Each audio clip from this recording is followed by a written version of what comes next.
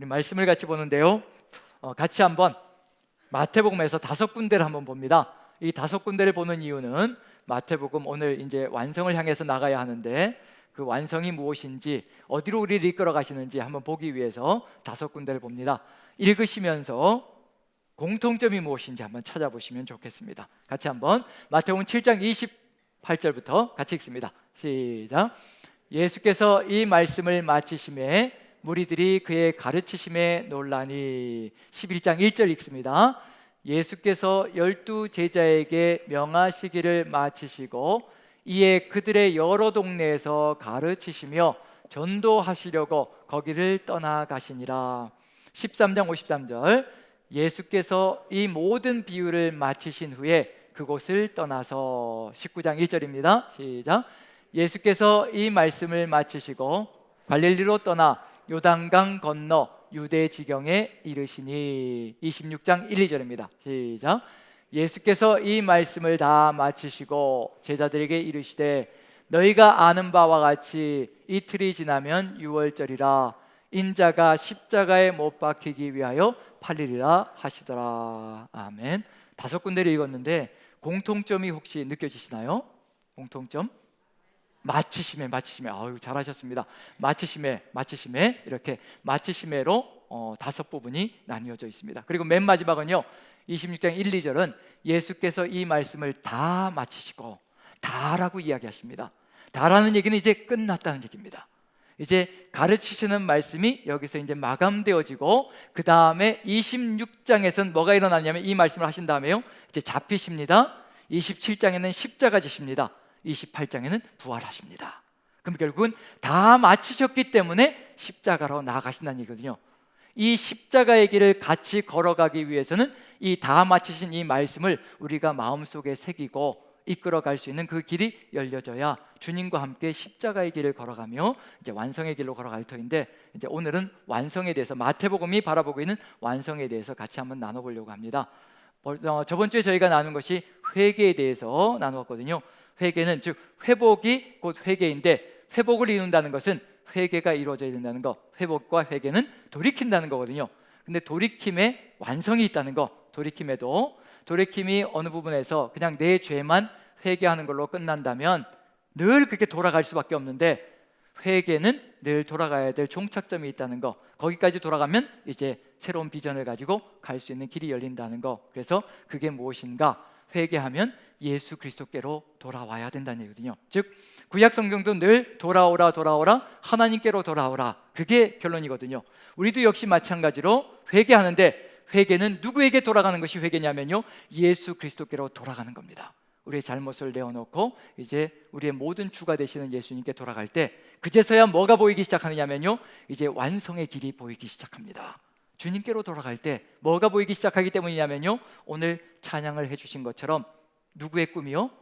하나님의 꿈이 우리의 비전이 되고, 예수님의 성품이 우리의 인격이 되고, 성령님의 권능이 우리의 능력이 되는 역사. 하나님은 꿈이 있으십니다. 우리를 구원해내시고 우리를 불러내셨을 때 하나님의 그 꿈에 동참하게 하시고, 그 꿈과 하나 되어져서 우리의 비전이 되게 만들어주시고, 그 비전을 이루기 위해서 예수님의 성품을 우리에게 넣어주시고, 성령님의 권능이 우리 안에 가득 차게 만들어주셔서 하나님의 그 비전에 동참하게 만들어주신다는 얘기거든요. 하나님은 그 꿈을 우리와 함께 이루어 가시기를 간절히 소망하시는 겁니다. 이스라엘 민족을 구해내실 때 한번 생각해 보십시오. 이스라엘 민족을 구해내실 때, 이스라엘 민족을 구해내셔서 이스라엘 민족, 너희들끼리 잘 살아라, 너희끼리 살아가는 것이 이제 복이다, 그 복된 길, 축복을 누리면서 살아가라, 그걸 위해서 구원해내신 것이 아니라요, 그 놀라운 구원을 이끌어내셔서 그 다음에 훈련시키시고 예배자로 세우신 다음에 다시 또 무엇을 하기 위해서 훈련시키시고 예배자로 세우셨냐면요, 다시 또 세상에 집어넣으시려고 그러시는 겁니다. 다시 또 세상에 집어넣어서 세상을 예배자로 세워나가는 열방의 빛이 되게 하시려고 이스라엘 민족을 구해내신 거고요, 우리를 구해내신 이유, 십자가의 그 놀라운 보혈의 공로로 구해내셨습니다. 세상에서 끄집어내신 거거든요. 세상에서 끄집어내셔서 구별된 백성으로 만드시고 예배자로 만드시고 회복시키셔서 또다시 세상 속에 집어넣으시는 겁니다. 너희는 세상의 소금이라 세상의 빛이라. 우리를 세상에 넣으셔서 세상의 소금이 되게 하시고 빛이 되게 하시려고 하나님의 그 꿈에 합류시키셔서 하나님의 그 놀라운 비전을 함께 이뤄나가는 동역자로 세우시기 위해서 우리를 구원해 내셨고 우리에게 놀라운 구원의 역사를 더입혀 주셨습니다.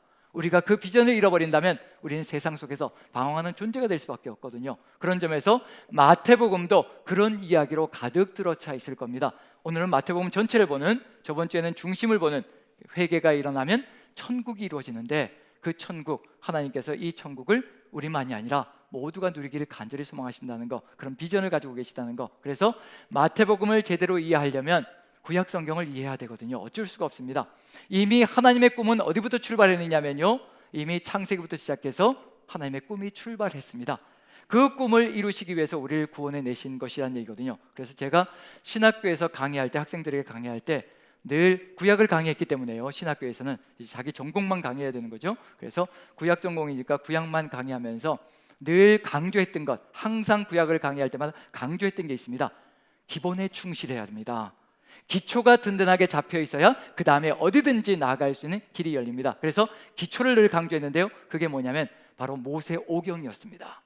모세오경이, 구약 성경 속에서 모세오경이 창세기부터 신명기까지가 든든하게 하나님께서 계획하셨고 뜻하셨던 그 모습 그대로 우리가 이해한다면 성경에 어디를 들어가도 쉽게 이해할 수 있는, 하나님의 마음을 이해할 수 있는 길이 열려질 것이라. 그래서 모세오경을 굉장히 강조한 바가 있거든요. 그래서 오늘 그 모세오경을 제대로 우리가 안다면 어디도 이해할 수 있느냐면요, 바로 마태복음도 아주 손쉽게 이해할 수 있는. 왜냐하면 마태복음은 구약과 신약을 연결시켜 가고 있는 중이거든요. 그래서 완성이 무엇인지, 이미 구약 성경 속에서 출발하는 그 완성이 마태복음 속에서 어떻게 이루어질 것인지, 그걸 한번 비교하면서 천천히 나가다 보면요, 우리가 서 있어야 될 위치가 무엇이고 가야 될 길이 무엇인지 이미 오경 속에 시작되었고 마태복음 속에서 예수님께서 완성의 길로 가게 만들어 주신다는 거, 그걸 한번 비교하면서 천천히 나갈 터인데요, 그 비교를 통해서 우리가 어디에 서 있어야 되고 어떻게 나가야 될 것이며, 또 하나님께서 이 땅에 오셔서 우리와 함께 완성하시기를 원하시는 것은 도대체 무엇인지, 그걸 한번 같이 한번 비교했으면 좋겠습니다. 출발선부터 한번 봅니다. 한번 비교를 한번 해보는데요, 출애굽기 1장 22절 같이 한번 읽어보죠. 출애굽기 1장 22절 같이 시작. 그러므로 바로가 그의 모든 백성에게 명령하여 이르되 아들이 태어나거든 너희는 그를 나일강에 던지고 딸이거든 살려두라 하였더라. 이게 세상입니다. 구약시대에 바라봤던 세상이고요, 이 세상은 사람을 죽이는 세상입니다.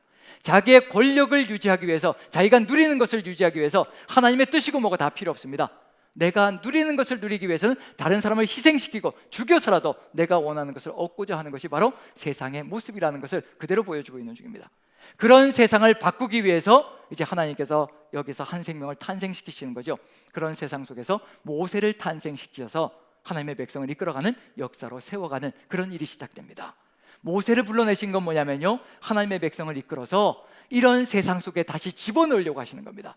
이런 세상 속에 다시 집어넣어서 열방의 빛이 되게 만들어서 열방이 하나님의 말씀을 따라서 새롭게 사람을 죽이는 세상이 아니라요, 사람을 살리는 세상을 만드시려고 그러시는 겁니다. 그게 바로 하나님의 백성을 불러내신 이유 속에 들어가 있습니다. 그런 세상이 이제 마태복음으로 들어오면요, 출발이 이렇게 이루어지고 있습니다. 자, 마태복음 2장 16절 같이 한번 읽어보죠. 차이점이 있는지 한번 살펴보시기 바랍니다. 같이 읽습니다. 시작. 이에 헤롯이 박사들에게 속은 줄 알고 심히 노하여 사람을 보내어 베들레헴과 그 모든 지경 안에 있는 사내 아이를 박사들에게 자세히 알아본 그때를 기준하여 2살부터 그 아래로 다 죽이니. 어떤 세상인가요? 변화가 있나요, 없나요? 구약시대 때 그 모습이나 신약시대 때 그 모습이나 다를 바가 없습니다. 어린 아이고 뭐고 간에 자신의 권력을 잃어버린다면, 자신이 지금 누리고 있는 것을 빼앗아 가려는 존재가 있다면요, 어린 아이고 뭐고 다 필요 없습니다. 가차없이 죽이는 세상이 바로 이와 같은 세상입니다. 지금도 부모네들이, 자식들이 걸림돌이 될 때는요, 그냥 가차없이 학대하고 죽이는 그런 세상이 지금도 세상 속에서 벌어지고 있는 일이거든요. 그런 세상을 바꾸라고 우리를 불러내셨고, 우리를 그 놀라운 구원의 역사로 감격으로 감동으로 가득히 채워주시는 겁니다. 주님의 그 은혜가 우리 안에 가득 들어차면요, 이런 세상이 보이기 시작합니다. 나는 이렇게 기쁜데 어떻게 저 사람들은 저렇게도 고통스러운 세월을 저렇게 살아가고 있는가, 그게 보이기 시작하거든요. 그래서 그 감격을 전해주고 싶은 마음이 간절하기 시작합니다. 그게 바로 은혜 받은 자의 삶이라는 얘기거든요. 이런 세상입니다. 누구도 죽일 준비가 되어 있느냐면요, 하나님께서 이 땅에 오셔도, 메시아가 이 땅에 오셔도 내가 원하는 것을 이루어주지 않을 때는요, 가차없이 죽일 준비가 되어 있는 것이 세상이라는 것입니다. 메시아도 필요 없습니다. 구원자도 필요 없습니다. 지금 내가 살아가는 삶의 방식만 도장 찍어준다면 어느 누구든지, 사단도 좋다는 겁니다. 도장 찍어준다면 사단의 뒤로도 쫓아가겠다고 하는 것이 세상의 생리입니다. 그런 세상 속에서 우리가 부름받았다는 것, 얼마나 힘겨운 삶을 살아가야 될 것인가가 이미 이 안에 보여지고 있는 중이거든요. 만만치 않은 세상이 우리 눈앞에 펼쳐져 있습니다. 우리를 조롱할 겁니다. 비웃을 겁니다. 그따위로 살아봐라, 그렇게 한번 살아봐라, 되나 안 되나 한번 살아봐라, 끊임없이 우리를 조롱할 겁니다. 하지만 주님께서는 이끌어 가실 것이라는 얘기거든요. 지금 여기서 분명히 보여지는 건 세상이 다를 바가 없습니다. 메시아가 탄생하셨습니다. 하나님께서 이 땅에 오셨습니다. 그리고 모세가 어디로 가서 자라느냐면요, 애굽 땅 바로의 왕궁에서 자라게 됩니다. 예수님께서 태어나셔서 이렇게 죽이려고 하는 이런 모든 것들을 벗어나서 애굽 땅에 잠시 피난을 합니다. 비슷하게 역사가 흘러가는 거죠.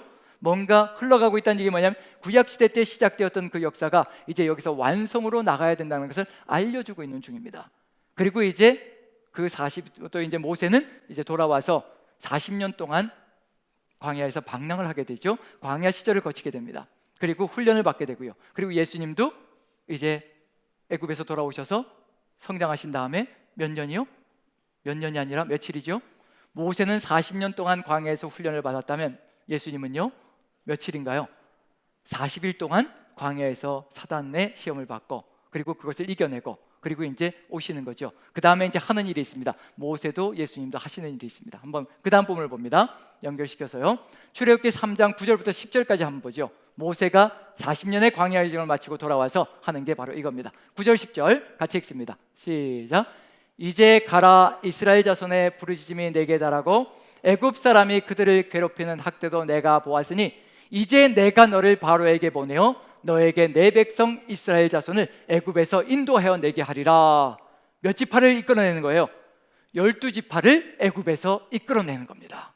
예수님도 40일 동안 광야에서 사단에게 시험을 받으신 후에, 승리하신 후에 돌아오시죠. 그리고 나서 4장 18절 19절 마태복음 같이 한번 읽어보죠. 이걸 하십니다. 같이 읽습니다. 시작.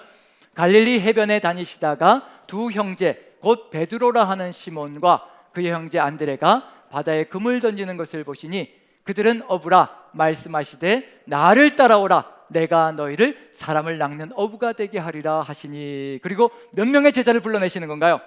12제자를 불러내시는 겁니다. 이제 12제자 그룹은 무엇을 완성하는 존재들이라는 얘기인가요?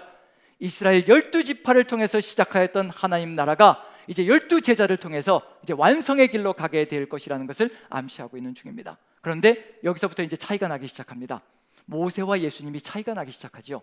모세는 누구의 명령을 따라서 이스라엘 12지파를 이끌어내는 건가요? 하나님의 명령을 따라서, 하나님의 뜻을 따라서 이 일을 이루어가고 있는 중입니다. 그런데 예수님은 하시는 것이 있지요. 오셔서 뭐라고 말씀하시나요? 누구를 따르라고 말씀하시나요? 나를 따르라고 말씀하시는 겁니다. 이 세상에 나를 따르라고 말씀하시면 딱 한 분밖에 없습니다. 바로 하나님이십니다. 하나님밖에는 나를 따르라고 얘기하실 분이 없습니다. 그럴 자격이 있는 분은 하나님밖에 없으십니다. 바울 사도가 뭐라고 얘기하냐면 고린도전서 11장에서요, 고린도 교회를 향해서 너희는 나를 본받는 자가 되라라고 분명히 바울 사도가 얘기하거든요. 그런데 앞에 반드시 수식어가 붙어 있습니다. 그래야만 합니다. 내가 그리스도를 본받는 것처럼 너희는 나를 본받는 자가 되라, 그거거든요. 자신이 그리스도를 본받고 있기 때문에 그 그리스도의 모습이 보여지는 그것을 본받으라는 겁니다. 우리가 할 수 있는 일은 뭐냐면요, 우리의 자녀들에게, 그리고 우리의 제자들에게, 그리고 우리가 만나는 사람들에게 나를 본받으라고 얘기할 때 내가 아니라 나와 함께 하시는 우리 그리스도 예수 그리스도, 그분을 본받으라고 얘기하는 겁니다. 그게 이루어지지 않는다면요, 그건 자신이 하나님의 자리를 차지하는 것과 같은 얘기입니다. 나를 따르라고 합니다. 이제 가야 될 길이 뭔지 분명히 보여주고 있습니다. 이스라엘 민족은 잠시 잠깐 모세를 따르고 있는 중입니다. 지금 마태복음은요, 누구에게 이 성경을 주고 있는 중이냐면요, 이방인이 아니라 유대인들에게 마태복음을 주고 있는 중입니다. 유대인들은 이걸 읽으면서요, 들으면서요, 이미 이해가 됩니다. 무슨 얘기를 하고 있는지, 어디로 가야 되는지 이해가 됩니다. 우리는 유대적인 배경을 갖고 있지 않기 때문에 창세기부터 시작해서 신명기까지를 잘 알아야 이것을 제대로 이해할 수가 있거든요. 예수님께서 무엇을 하시는지 정확하게 알 수가 있는 겁니다. 하지만 유대인들은 압니다. 예수님께서 지금 무엇을 하고 계시는지, 이분이 어떤 분인지, 하나님이 이 땅에 오셨다는 것을 이제 이해하기 시작합니다. 나를 따르러 가시는 거죠. 그러면 이제 나를 따르러 가시고, 이 얘기는 뭐냐면 구원의 역사로 구출해 내시는 겁니다.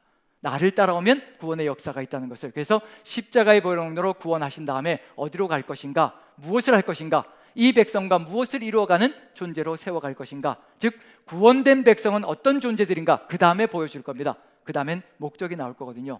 누구의 꿈을 부여해 주실 거냐면요, 하나님의 꿈을 이스라엘 민족의 비전으로, 하나님의 꿈을, 예수 그리스도의 꿈을 우리의 비전으로 넣어주시는 그런 역사가 그 다음엔 연결될 겁니다. 같이 한번 읽어봅니다. 그 다음에 이렇게 구원한 다음에 출애굽기 19장을 보시면요, 신의 산으로 데리고 가지요, 이스라엘 민족을요. 그래서 19장 3절부터 6절까지 한번 읽어봅니다. 같이 읽습니다. 시작.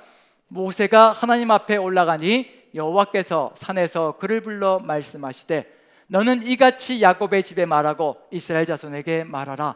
세계가 다 내게 속하였나니 너희가 내 말을 잘 듣고 내 언약을 지키면 너희는 모든 민족 중에서 내 소유가 되겠고, 너희가 내게 대하여 제상 나라가 되며 거룩한 백성이 되리라.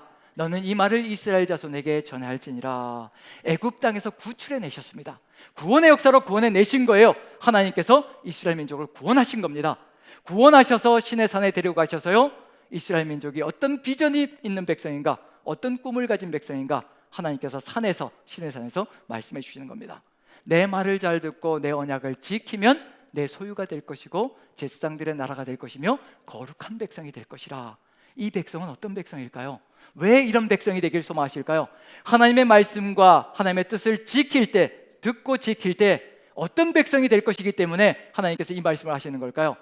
이 백성을 가나안 땅에 집어넣으실 겁니다.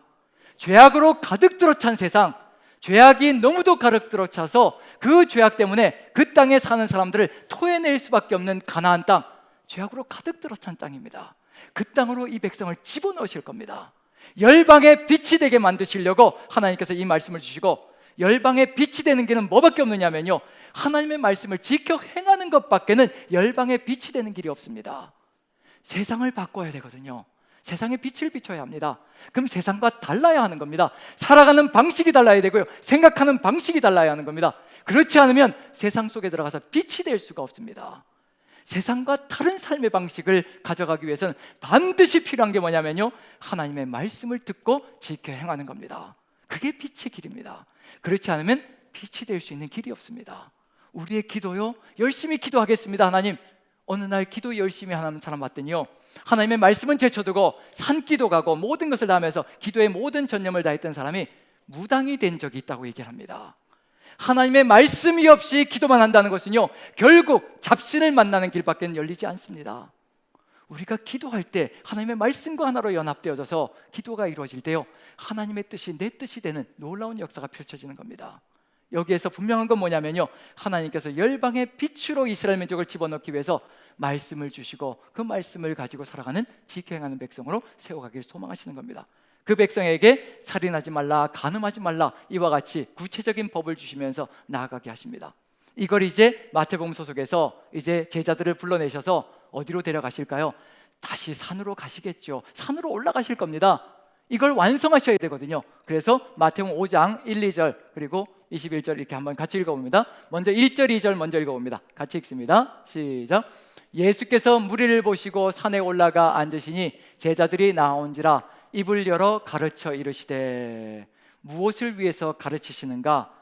구약 성경 속에서는 세계가 다 내게 속하였느니 너희가 내 말을 잘 듣고 내 말을 지켜 행하면 너희가 내 소유가 될 것이고 제상 나라가 될 것이며 그 다음에 거룩한 백성이 될 것이라, 열방의 빛이 될 것이라. 여기도 마찬가지입니다. 13, 14절에 이렇게 정체성을 알려주시는 겁니다. 이걸 위해서 가르치시는 겁니다. 같이 한번 읽어보죠. 시작.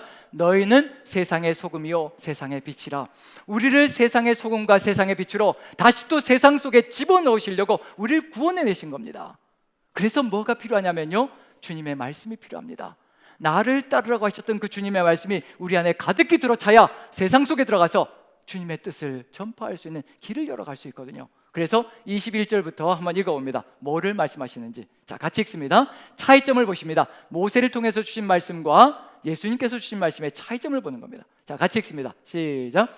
옛사람에게 말한 바 살인하지 말라 하였다는 것을 너희가 들었으나 나는 너희에게 이르노니 형제에게 노하는 자마다 심판을 받게 되고 미련한 놈이라 하는 자는 지옥불에 들어가게 되리라.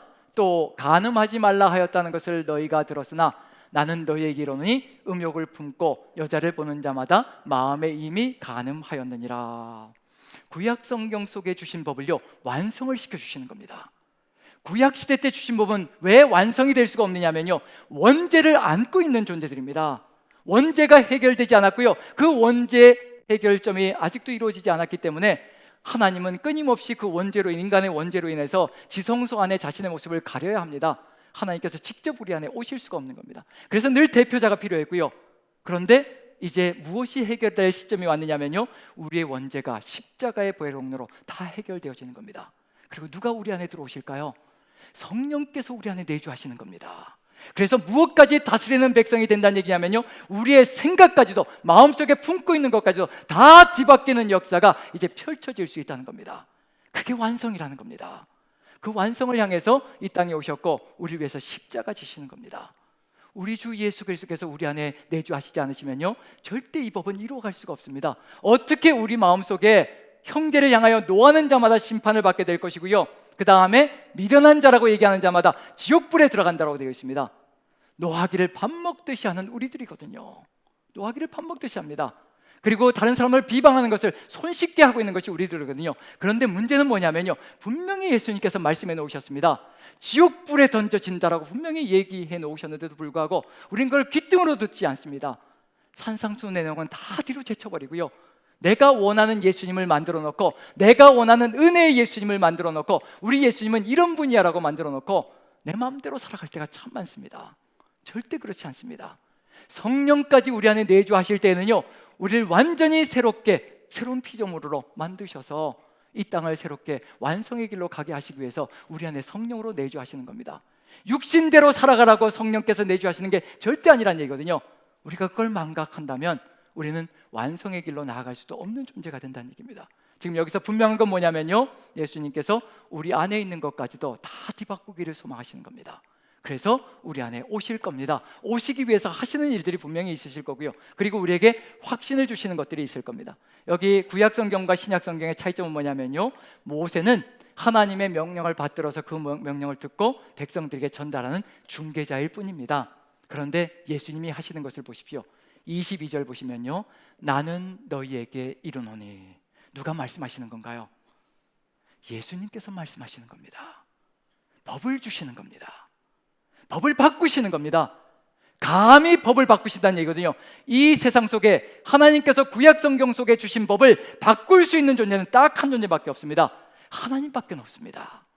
이 땅에 오셔서 그 법을 완성시키시며 그 법을 바꿔주시는 겁니다.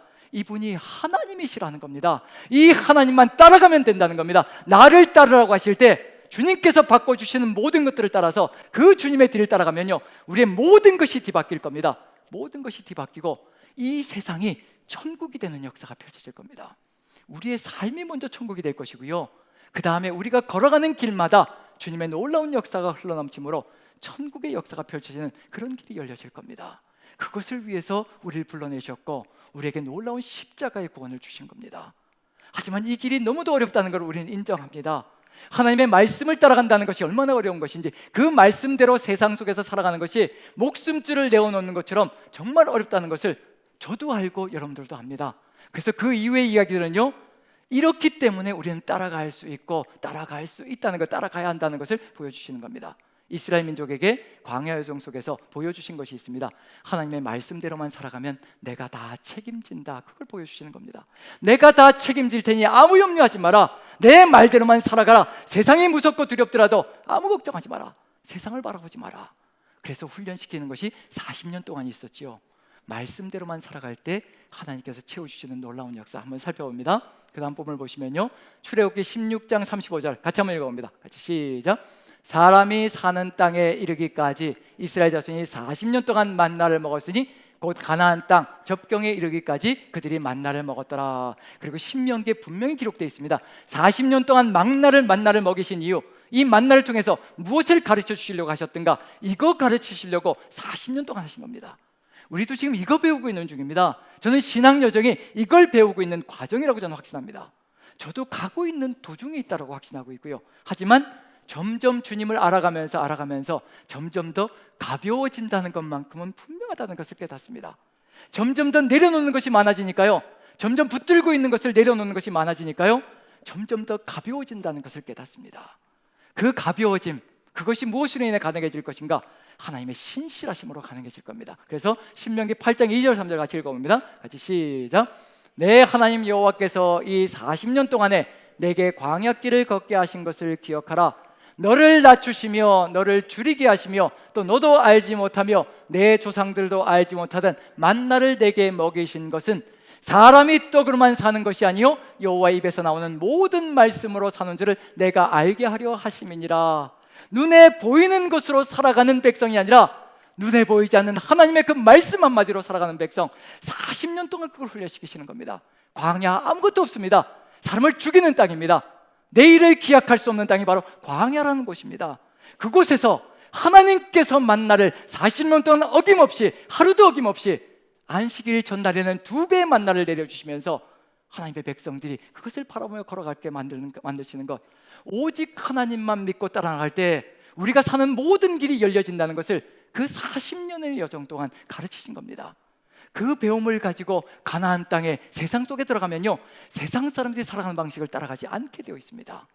40년 동안 온전하게 주의 말씀, 이제 하나님의 입에서 나오는 그 말씀 한마디로 내가 죽고 살 것이라 그 결단을 하고 그 땅에 들어갔으니 하나님의 말씀으로 살고 죽는 백성이 될 거거든요. 세상 사람들이 아무리 긁어 모아야 살 수 있다, 네 힘과 능력을 세워놔야 능력대로 살아가는 세상이니 네 능력을 세워놔야 살아갈 수 있다라고 세상 사람들이 우리를 가만히 있어도 꼬드길 때에도 아니라, 우리 주님께서는 능력대로 살아가는 세상이 아니라고 하셨다. 사랑으로 살아가는 세상이라고 하셨다. 서로 돌보며 내가 가진 것이 많을 때는 나눠주고 그 사랑이 있을 때 우리는 하나님 사랑과 이웃 사랑으로 살아가는 세상이라고 말씀하셨다. 나는 우리 하나님의 뜻만 살아갈 것이라. 그 길을 걸어간다면요, 그 땅은 새롭게 변화될 것입니다. 아무리 죄악으로 가득 들어차 있어도요, 우리가 열방의 빛이 되어서 오직 주의 말씀을 따라서 생명줄을 내어놓고 입에서 나오는 그 말씀을 따라 살아갈 때 세상은 조금씩 변화될 겁니다. 한꺼번에 변화되지 않을지라도요, 우리 주님께서 우리에게 가르치신 것이 있습니다. 산상수훈 속에서요, 무엇을 먹을까, 무엇을 마실까, 무엇을 입을까 제발 염려하지 마라. 이건 세상 사람들이 염려하는 것이 아니겠느냐. 너희 하늘 아버지께서는 너희가 구하기 전에 무엇이 있어야 될 줄을 이미 아시느니라. 너희는 먼저 그의 나라와 그의 의를 구하라. 그러면 이 모든 것을 너희에게 더하시리라. 40년 동안의 만나를 통해서 주님께서 그거 가르치신 겁니다. 우리에게도 그걸 지금 가르치시고 계시는 중입니다. 오직 주님만 따라 나갈 때, 주님의 말씀, 나를 따르라고 하는 그 주님의 말씀만 따라 나갈 때 이 모든 것은 내가 책임질 테니까 제발 걱정하지 말고 너희는 하나님의 나라와 하나님의 의를 위하여 그것만 바라보고 나아가거라. 그런데 왜 이렇게 세상 사람들처럼 무엇을 먹을까, 무엇을 입을까, 무엇을 마실까 전전긍긍하면서 매일의 삶을 허비하고 살아가느냐. 하나님 나라와 하나님의 의가 눈앞에 펼쳐져 있는데 이 모든 것은 내 책임인데 왜 네 책임처럼 그렇게 안달복달하며 조급해하며 초조해하며 살아가느냐. 우리 주님께서 끊임없이 구약부터 신약까지 우리에게 알려주시는 내용입니다. 지금 그 내용이 그대로 들어가 있습니다. 이스라엘 민족을 만나러 40년 동안 훈련시키셨던 것, 이제 예수님께서 뭘 하실까요? 오병이어의 기적, 뭘까요? 광야거든요. 같은 광야입니다. 그곳에서 주님께서 먹이시는 겁니다. 입히시는 겁니다. 2번이 나옵니다. 왜 2번일까? 오병이어가 나오고 칠병이어가 나옵니다. 왜 2번일까? 구약의 것을 완성시키셔야 되기 때문에 2번이 나옵니다. 한번 읽어보죠. 첫 번째 거 마태복음 14장 19절 20절 같이 읽어봅니다. 시작. 무리를 명하여 잔디 위에 앉히시고 떡 5개와 물고기 2마리를 가지사 하늘을 우러러 축사하시고 떡을 떼어 제자들에게 주시며 제자들이 무리에게 주니 다 배불리 먹고 남은 조각을 12바구니에 차게 거두었더라. 자, 몇 바구니 거두었다고 되어 있나요? 배불리 먹고 12바구니를 거두었다라고 되어 있습니다. 자, 12바구니, 12하면 생각나는 게 있죠. 뭘까요? 12하면 이스라엘 12지파. 그럼 이건 누구를 위해서요? 이스라엘 12지파를 위해서 오병이의 기적, 만나의 기적을 일으켜 주셨고, 그 다음에 12바구니가 남았다. 그 이후로 살아갈 모든 이스라엘 백성의 후손들 다 채워주신다는 겁니다. 걱정하지 말라는 겁니다. 남는다는 겁니다. 12바구니에 차게 남았다는 것, 후손들까지도 다 책임지고 가시겠다는 그런 의미가 이 안에 가득히 들어차 있습니다. 그럼 그 다음에 이제 몇 개를 거두어야 될까요? 이제 세상, 여기는 이제 12바구니는 이스라엘 민족 12지파를 책임진다면, 이제 그 다음에 몇 바구니를 거둬야 될까요? 이제 전 세계를 의미하는 거 완전수 몇일까요? 7이겠죠. 7이 들어가 있을 겁니다. 그리고 15장에는 누구의 이야기로 가득 찼냐면요, 이방인들이 예수님께 몰려옵니다. 고침, 병고침도 받고요, 그 다음에 그 이방인들이 앉아서 이렇게 하나님이 채워주시는 역사를, 주님이 채워주시는 역사를 공급받습니다. 한번 읽어봅니다. 15장 35절부터 37절까지 같이 시작. 예수께서 무리에게 명하사 땅에 앉게 하시고 떡 7개와 2 생선을 가지사 축사하시고 떼어 제자들에게 주시니 제자들이 무리에게 주매 다 배불리 먹고 남은 조각을 7강줄에 차게 거두었더라. 세상을 먹이시고 또 이후로도 모든 세상을 다 먹일 수 있게 7강줄이가 남았다라고 되어 있습니다. 자, 단어 하나하나 초점을 맞춰 주셔야 합니다. 위에는 12 뭐라고 되어 있나요? 12 바구니라고 되어 있지요. 그 다음에 밑에는 7 광줄이라고 되어 있습니다. 어느 것이 더 클까요?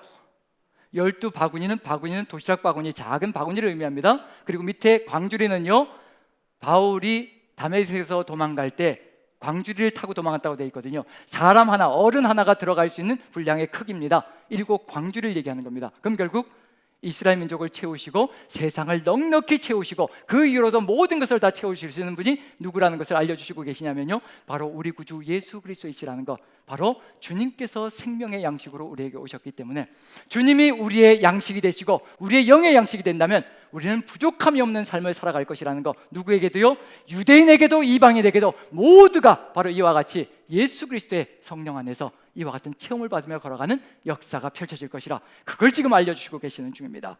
구약의 완성이라는 건 뭐냐면요, 구약시대 때는 40년 동안 이스라엘 민족이 만나를 체험했습니다. 하지만 예수님께서 이 땅에 오셔서 완성하시는 건 뭐냐면요, 유대인도 이방인도 하나 되어지는 역사, 주 예수 그리스도의 은혜 안에서 채우는 역사를 경험하게 되는 그 완성으로 가게 하실 것이라는 거, 그걸 보여주고 있습니다.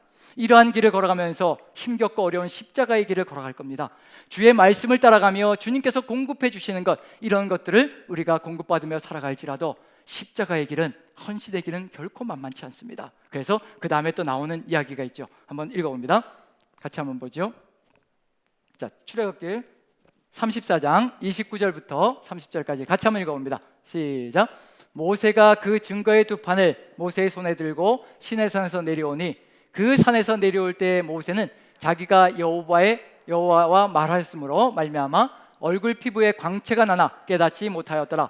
아론과 온 이스라엘 자손이 모세를 볼 때 모세의 얼굴 피부에 광채가 남을 보고 그에게 가까이 하길 두려워하더니, 바로 하나님과 말씀을 나눈 것만으로도 권위로 인하여서 하나님의 그 영광의 광채가 모세의 얼굴에 남아있는 역사가 펼쳐집니다. 하지만 이것은 곧 사라질 겁니다.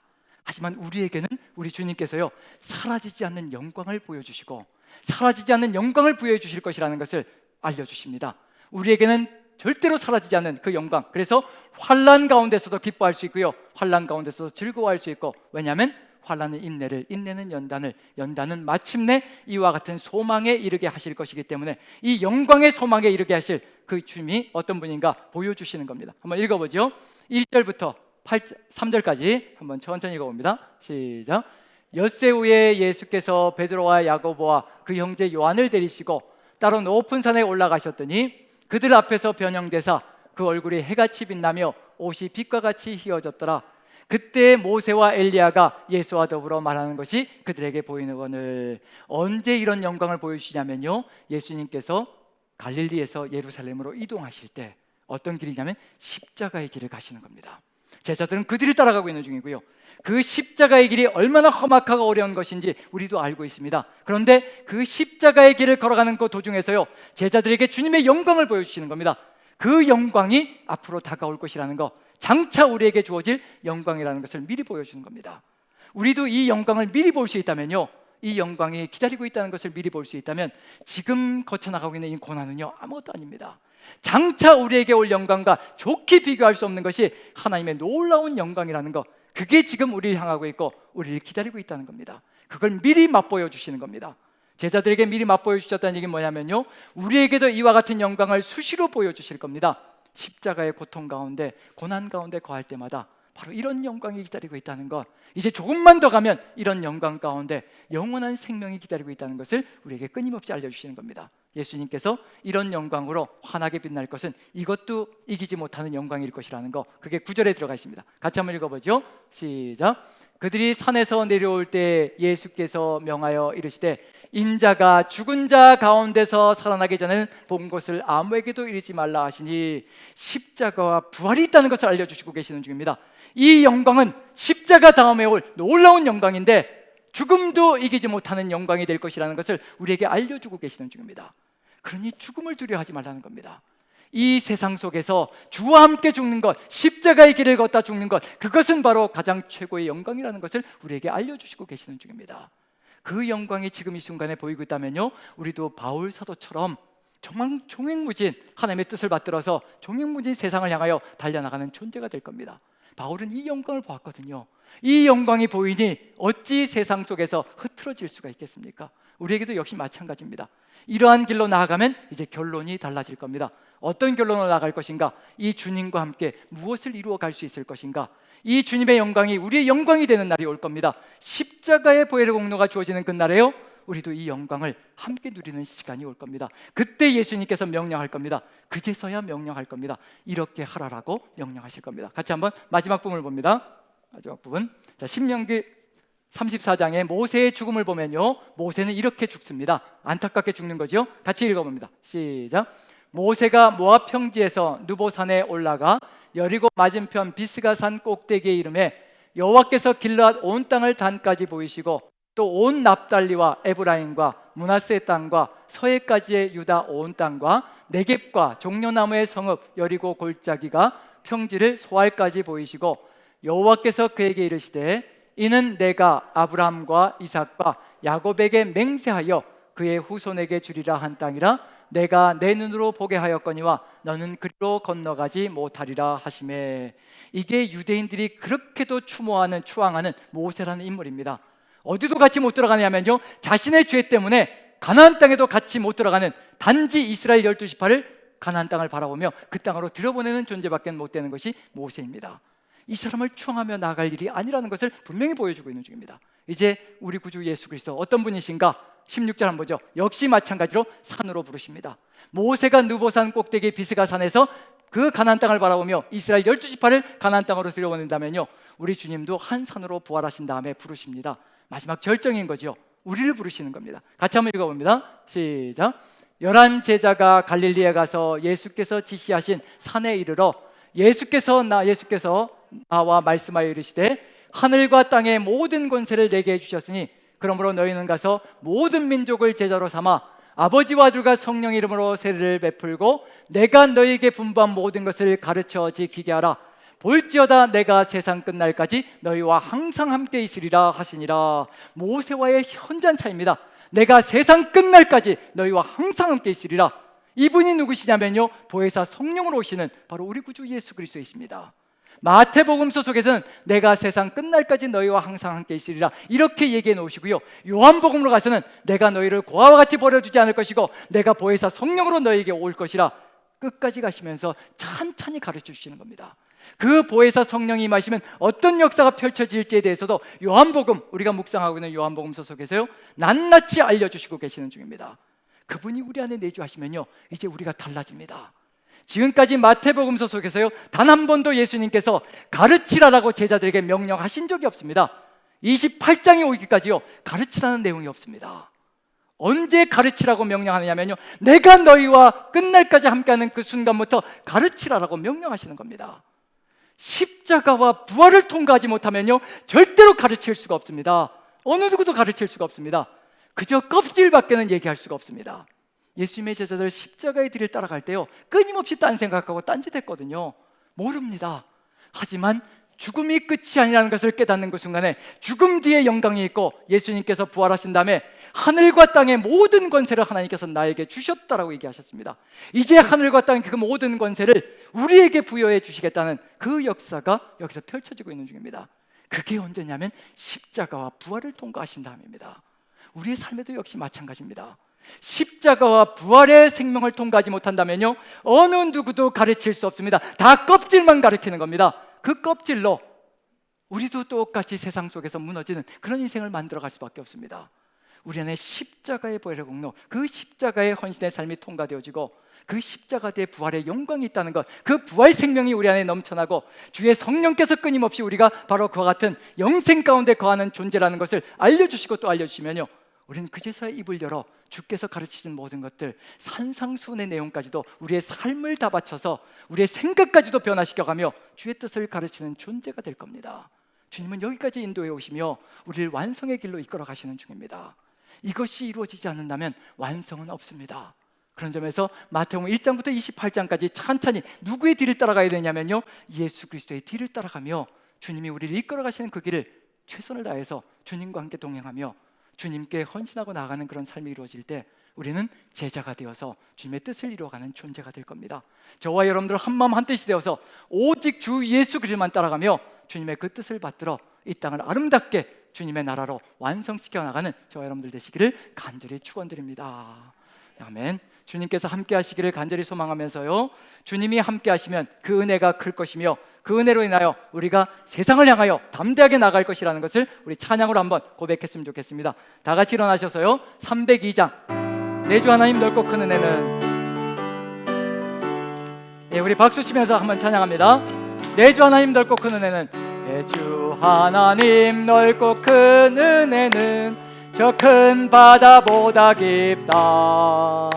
너 곧 닷줄을 끌러 깊은 데로 저 한가운데 가보라.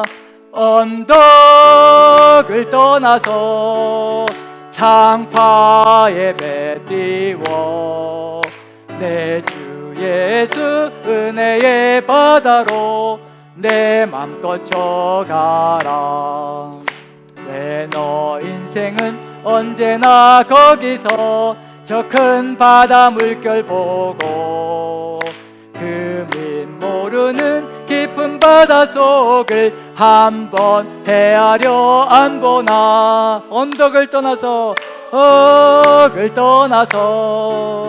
창파에 배 띄워 내 주 예수 은혜의 바다로 내 맘껏 져가라. 많은 사람이 얕은 물가에서 저 큰 바다 가려다가 알싹거리는 작은 파도 보고 마음 약하여 못 가네. 언덕을 떠나서 창파에 배 띄워 내 주 예수 은혜의 바다로 내 맘껏 져가라. 자 곧 가거라 이제 곧 가거라 그 큰 은혜 바다 향해.